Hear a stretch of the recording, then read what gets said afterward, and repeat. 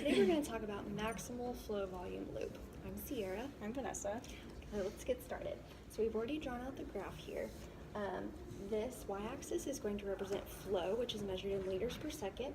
Up here we have expiration, and this is represented by positive pressure. Inspiration is down here, represented by negative pressure.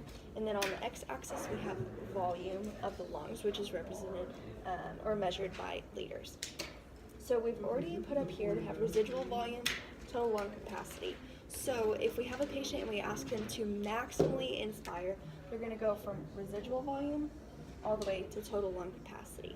Then we ask them to maximally expire, blow out as much air as you can, as fast as you can. It's going to go up like that because they're able to get out most of the air in their lungs within about a second of doing that. So it goes all the way up to their peak expiratory flow. And then the rest of their air goes out of their lungs like so, down to residual volume. So this is during maximal conditions, but on a day-to-day basis at rest, we're breathing about right here. And so this is notated by EEFV, LV, in expiratory lung volume. And so once we start exercising, we increase the intensity, it goes up until we reach this line right here. And so what we see happening is we're not able to expire more than that because this line right here is our expiratory flow limitation. And so this is going to be the limiting factor.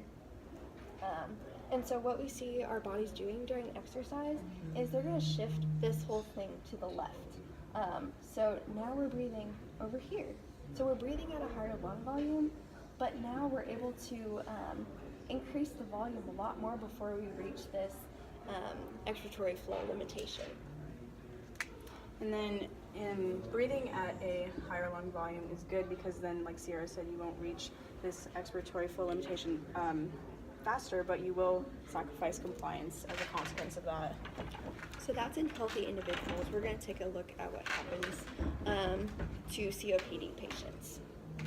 So it's the same setup where we have flow and then volume as the axes, and then expiration is positive and then inspiration is a negative pressure. So with patients with COPD, they'll still have a maximal inspiration that looks the same from residual volume to total lung capacity.